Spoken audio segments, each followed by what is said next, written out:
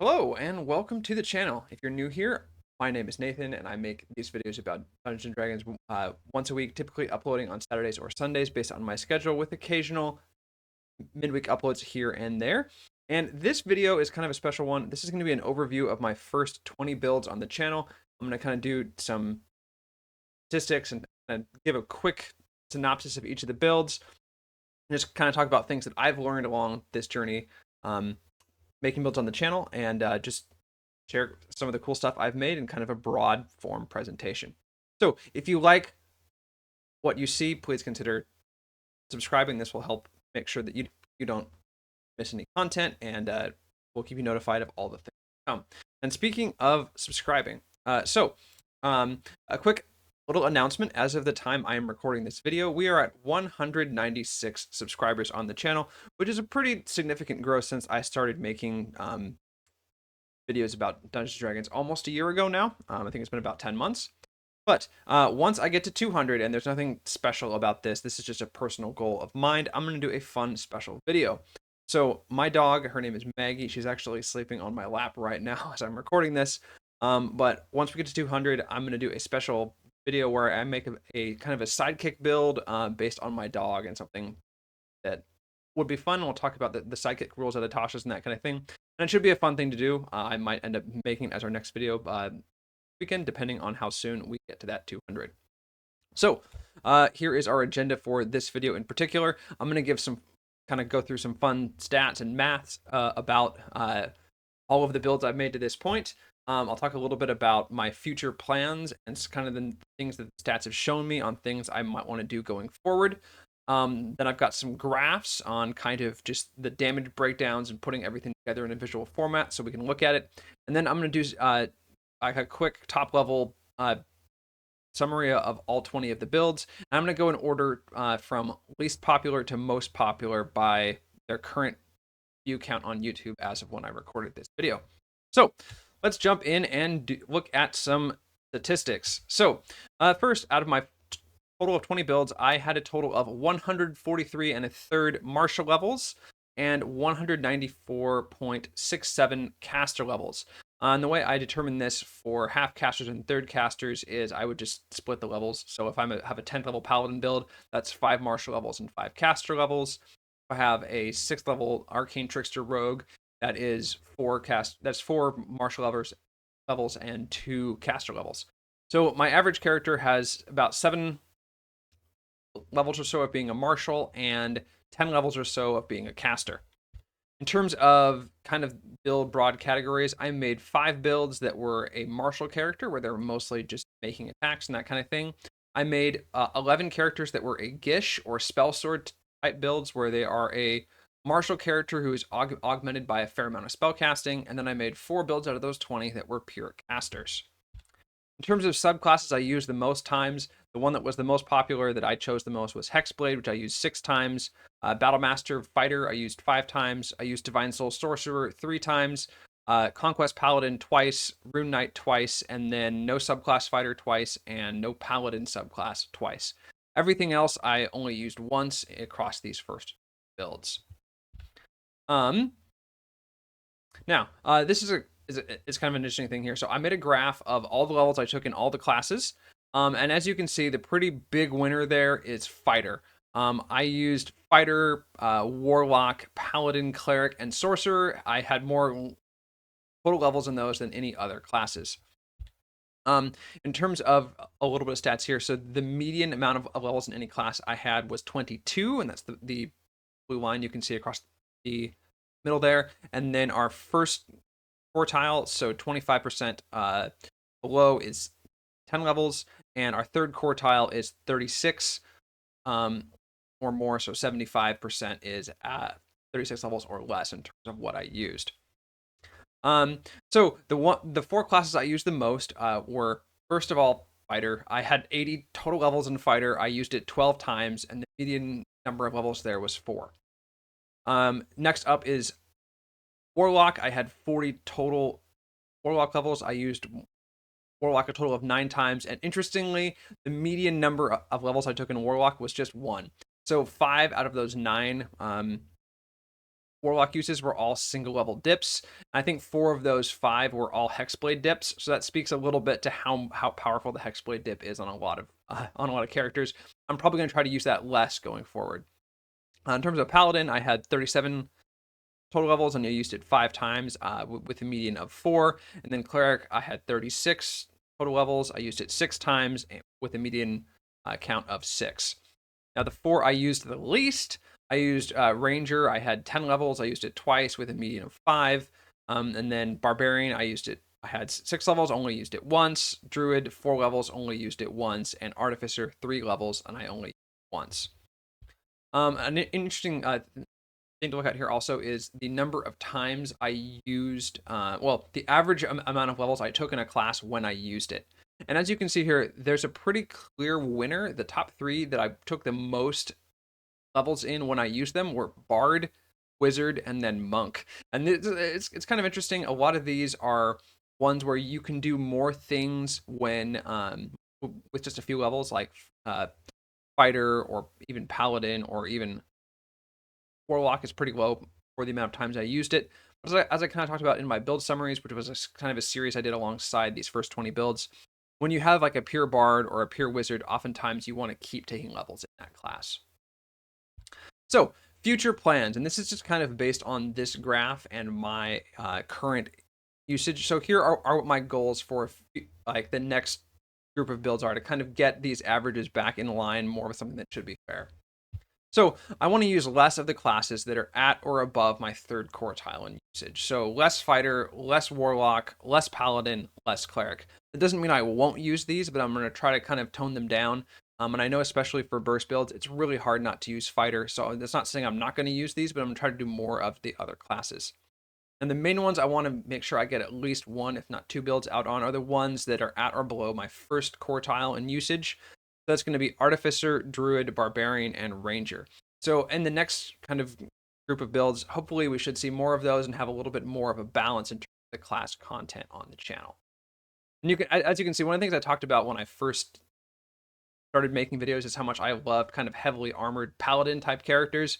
And I think from my kind of usage graph, you can see a little bit of my own bias there in that, Fighter, Paladin, Sorcerer, and Warlock, and as well as Cleric are all pretty heavily armored classes, and a lot of those are charisma-based classes, what a Paladin is. So you can see a little bit of my own bias and what I like there in terms of what levels I used when I was designing builds.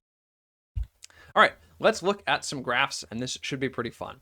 So our first graph, this is all of our Nova damage dealers against the low armor class of 10. Now, the dashed lines that you can see there in the middle, those are my baseline fighter builds. So the crossbow expert and polearm master Nova builds. And then the lines I put in the lighter dashes are my top 3 Nova damage dealers. And those top 3 are the Smite Knight is top at the end on this one, but it's the Smite Knight, the Twilight Inquisitor, and the Cursed Ronin. And I should mention, if at any time you want to see any of the builds I've talked about in this video, there is a link in the description of this video to my master spreadsheet that has all of the builds, all of the numbers, all the damage reports. It also has these graphs, and it has links to all of the guide videos that you can watch. So again, please check that out if you want to kind of see or find any of the builds I'm talking about, or just find them on the channel. Shouldn't be too hard to do on YouTube. So let's look at the next graph, which is all these builds against the higher armor classes I look at in the damage reports. So against 15 to 18, obviously the total numbers are a little lower, but again, those same 3 builds, so the Cursed Ronin, the Twilight Inquisitor, and the Smite Knight are my top ones here. In the next one just after that, just below that solid blue line that's quite pretty much linear the whole way, that is our Draconic Sorelock Eldritch Blaster build, and then that some other ones that are up there are the Fiend Knight, which is my first build ever, and our Hedge Trimmer Grapple and Drag Through Spike Growth build. All right, next up, we're looking at all of our damage per round builds against the low armor class. Now, I haven't made as many of these, so the graph isn't as cluttered. And again, I've taken our 2 baseline builds, the Crossbow Expert and the Polearm Master, and those are our dashed lines kind of in the middle there. And then the more dashed lines are the top 3 And those are the Dark Stranger, the Stone Singer, and the Arbiter of Knowledge. Now, one of the things about these three builds is that all three of them are simulacrum builds, and they kind of abuse this super powerful spell. That said, even without the simulacrum, these builds are all still very powerful and are going to be topping the damage charts just due to how powerful full casters actually are. In particular, some spells like animated objects are pretty silly. You can also see that green line there is the damage per round version of our hedge trimmer, which is also pretty darn good. And that solid orange line that's on top of the of all of the other solid lines there is our Herald of Vengeance, Vengeance Paladin Assassin Rogue build, which is actually pretty cool, and I'm happy that it's up there. Next up is the same damage per round builds against the higher armor classes, and you can see there's a little bit closer on some of them, but again, damage numbers have shifted down a little bit. So let's move into some quick build summaries. I'll kind of go through these pretty quickly. Here's the format I'm going to do. I'm going to do a rank from number 20 to number 1. I'm going to give the build number and the name. I'm going to talk about what type of build it is, what race I used, the classes I used, and then the overall score as I graded it. Important thing to note here, baseline for the overall builds, if it's at or above 65, that's kind of the baseline for my damage per round builds. So if it's above that, it's outpacing a pure fighter. And if it's 130 or more for a burst build, it's outpacing that pure fighter. Of course, there's more to all of these builds than just dealing damage, and sometimes it isn't like as there in the overall scores. So I'll talk a little bit about kind of what each build does as I go through these. So coming in at number 20, we have our most recent build, my Crushing Hooves build. And again, all of these are linked in the spreadsheet in the description, and these are ranked by their popularity by view count as of the time I'm filming this video. I'm not super surprised that my most recent one is the lowest one. This one I filmed 2 weeks ago, and so usually it takes some time for my builds to accumulate views. So this is a martial damage per round character using a centaur. I also designed this character to potentially fit in a Mystic Odyssey of Theros campaign. And the classes that this build uses are Monk, Fighter, and Ranger. This is primarily a Monk build, so I'm listing the classes in the order in terms of most levels to least levels. But interestingly, this character uses armor, uses a Warhammer, and it's quite durable and knocks people around and that kind of thing. And the overall score for this character is a 52, which is less than my typical damage per round baseline, but this is also a defensive build to kind of, with some control to kind of compensate for not outputting a crazy amount of damage. At number 19, we have build number 8, the Herald of Vengeance. This is a Gish or Spell Sword damage per round type character due to being a paladin. I used a Shadar Kai for this version of the build, although the concept was based around a Dragonborn character I've played in a past campaign. This character uses Paladin, Rogue, and Warlock, and has an overall score of 90.5. It's important to note that I think this build is a little bit underviewed on the channel, and this build is actually my best damage per round build that isn't cheesy like the hedge trimmer and isn't a simulacrum build. So yeah, overall pretty cool and a very fun character. If you ever want to try a Paladin Rogue, I highly recommend checking this out for ideas. At number 18, we have build number 12, the Stone Singer. This is another Gish damage per round build, being a Blade Singer using the Earth Genasi race. This is a pure Blade Singer wizard and comes in with an overall score of 135.2. That said, if you take away the simulacrum from this build, they are an 84. This was just kind of an exploration of how I might build a Blade Singer, and I used the race I chose specifically to get access to certain spells that wizards don't normally get access to, and to kind of make us a well-rounded character overall. At number 17, we have build 10, the Dark Stranger. This is another Gish damage per round build. I used custom lineage on this one, and this is primarily a Whispers Bard with a single level of Hexblade Warlock. Now, one of the interesting things with this character is that even though they never have extra attack, this is a hand crossbow build. And I designed them kind of a little bit for control, and this was a kind of a Halloween themed type build. The overall score for this build is 115.9 or a 74.8 without their simulacrum. I did make some mistakes in terms of some of this character's combos with their Find Greater Steed spell for control, but their main damage per round combo using Tensor's Transformation does work. And this is a really interesting character. And again, another thing I think is hasn't been shown enough love, but you know, the algorithm is what it is. So at number 16, we have build 18, the Draconic Sorlock. Again, this is a relatively more recent upload, but I would expect this one to kind of potentially become popular. This is a caster Nova type build using half elf. The main classes are Sorcerer, Warlock, and Fighter. So this is a Sorlock or Sorcerer Warlock build, and I've included the fighter levels for Action Surge, Form, or Burst. This character sits in a cloud of darkness and fires out a whole bunch of Eldritch Blast and some Scorching Ray. I think Hexblade's Curse is something like 40% of this build's damage, which is pretty crazy. And the overall score for this one is a 156.2, and this is the best Nova caster build I've made, at least for single target damage to date. At number 15, we have build number 17, the Arbiter of Knowledge. And this is, I count this as a caster damage per round build. It's also kind of a control build. And this, I use the Earth Genasi again here to get access to certain spells and for just being well-rounded defensively. This is primarily a lore bard build with a single level cleric dip for armor and a single level sorcerer dip for abjuration spells. The overall score of this build is a 98.4, although it also is a simulacrum build, so without the simulacrum, it's a 68.7.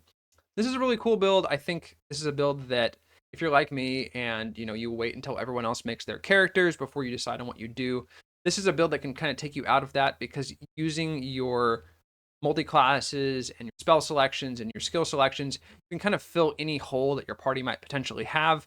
And this can result in a character that can do damage per round, control, potentially even burst damage all at once, or potentially several of these things at once. Can make a very well-rounded and effective character both in and out of combat.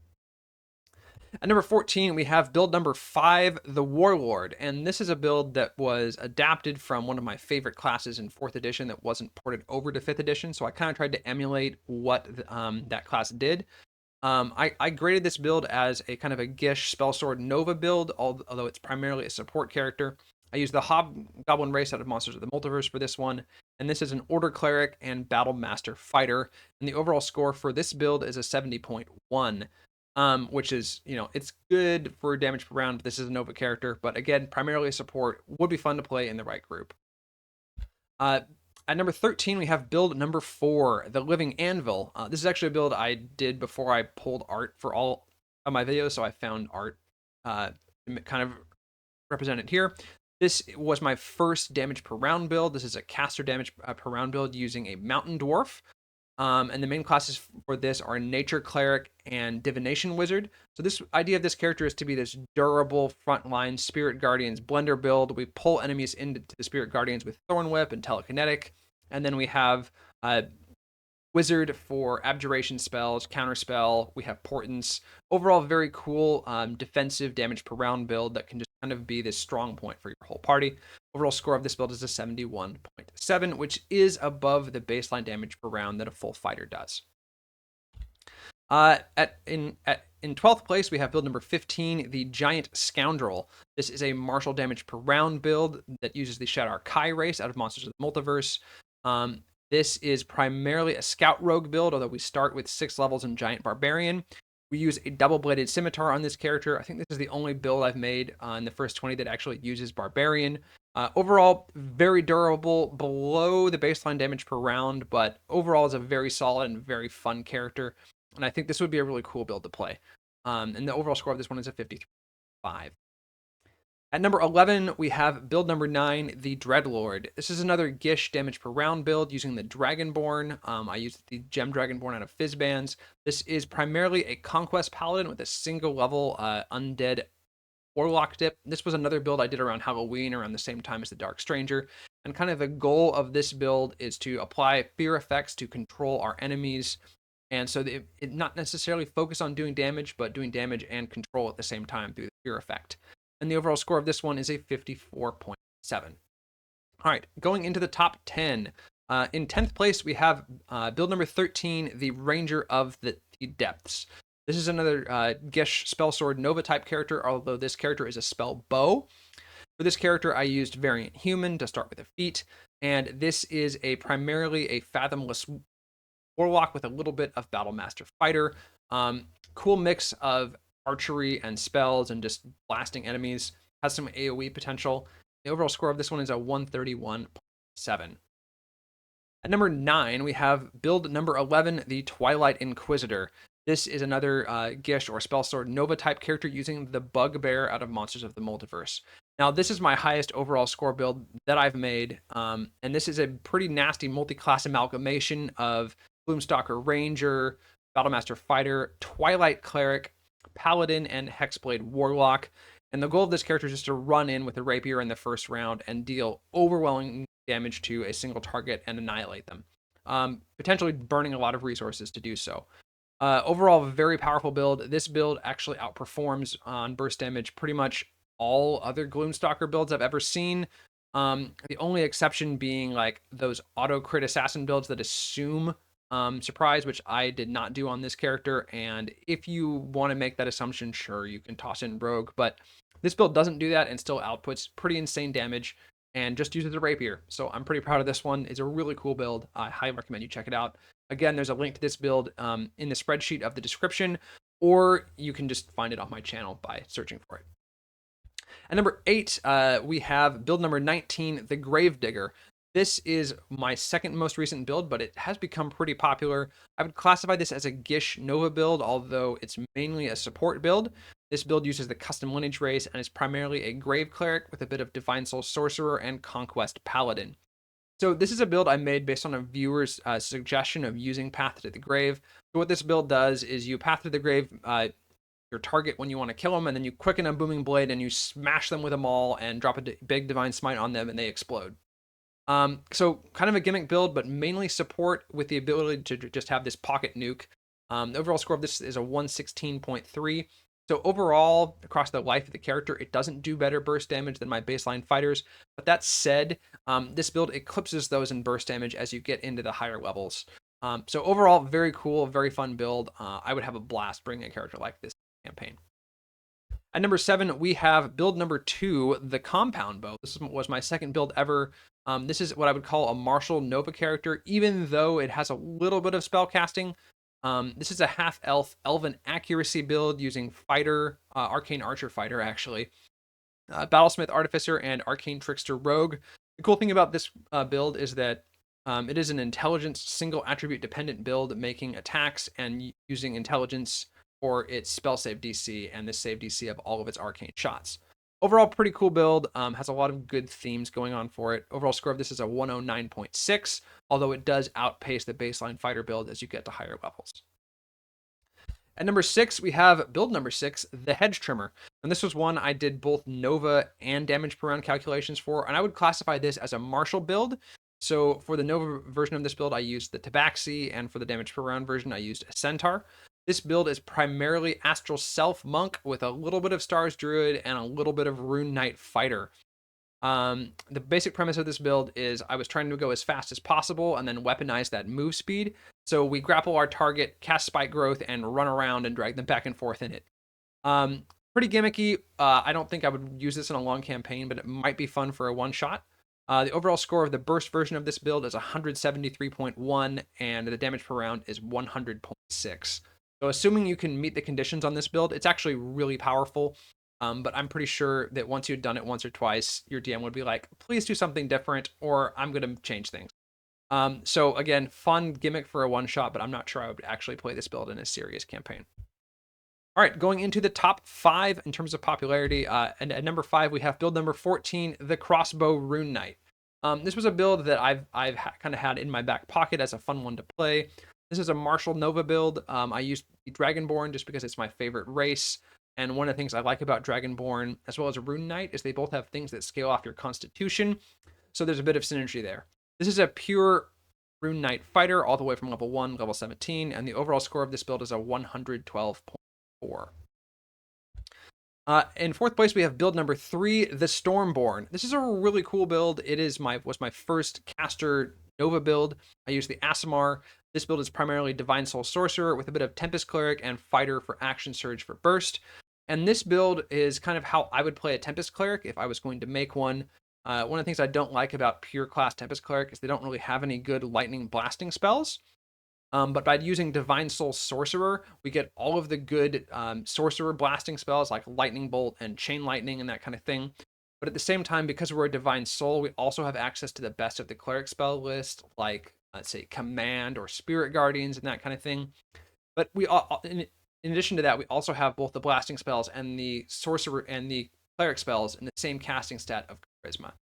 This build also has armor and abjuration spells, really cool flavoring, and this build would be an absolute joy and blast to play. Blast. All right, at number 3, we have build number 16, the Smite Knight. This is probably my most recent build that's in the top up here. This is another Gish or Spell Sword Nova type character that I used Variant Human for. This is a Polearm Master great Weapon Master build. This build is primarily Eldritch Knight with a little bit of Divine Soul Sorcerer, a little bit of Paladin, and a little bit of Hexblade Warlock. Super powerful burst build. Doesn't get to very high level spells, but has pretty darn good spell slots, which you just burn to smite people and annihilate them. It's a bit more well-rounded than my Twilight Inquisitor build. It's got defensive spells. It has more things it can do after it's burned through all its burst resources. And it's my second most powerful build in terms of overall score at a 193.4.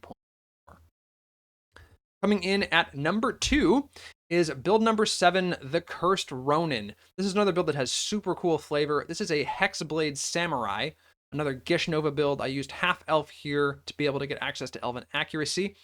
This build is primarily Samurai Fighter with 5 levels of Hexblade Warlock. And the way that this build works, it's really cool. So elven accuracy requires you to make attacks with dexterity, intelligence, charisma, or wisdom. But to use Great Weapon Master, you have to make attacks with a heavy weapon. But as a Hexblade, as a Pact of the Blade, we can potentially make attacks with our Pact weapon with charisma.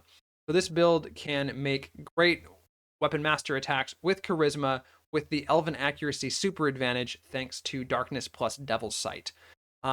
This is my third most powerful build. Has really cool themes, does great damage, fantastic flavor, short rest, recharge on pretty much everything. The overall score of this one is a 174.2. This build would be really fun to play and is on my list to play potentially. And finally, coming in at number 1 is build number 1, the Fiend Knight. This was my first build ever on the channel. In addition to being pretty cool, this build has had a lot of time to collect views, and I've suggested it multiple times on Reddit when I've seen people ask for Warlock Gish builds that aren't Hexblades. So this is a Gish Nova build using Variant Human with Polearm Master and Great Weapon Master, primarily Fiend Pact Warlock with a little bit of Battle Master. As I said in the build of this the video of this build, the goal of this character is to just drop a semi-truck on our target from orbit using strength. Overall, super cool character, does a lot of damage, smacks people with Polearm Master and Great Weapon Master. The overall score on this one is a 152.9. So, yeah, thanks for watching. I hope you enjoyed the first 20 builds on this channel. I hope if you saw this video, saw something interesting, that you go and check it out. If you want to see more content, hit the subscribe button. Maybe we'll get to that 200, and the video about my dog will come sooner rather than later. Once again, my name is Nathan. I hope you enjoyed, and I hope to see you around. Until next time, see you later.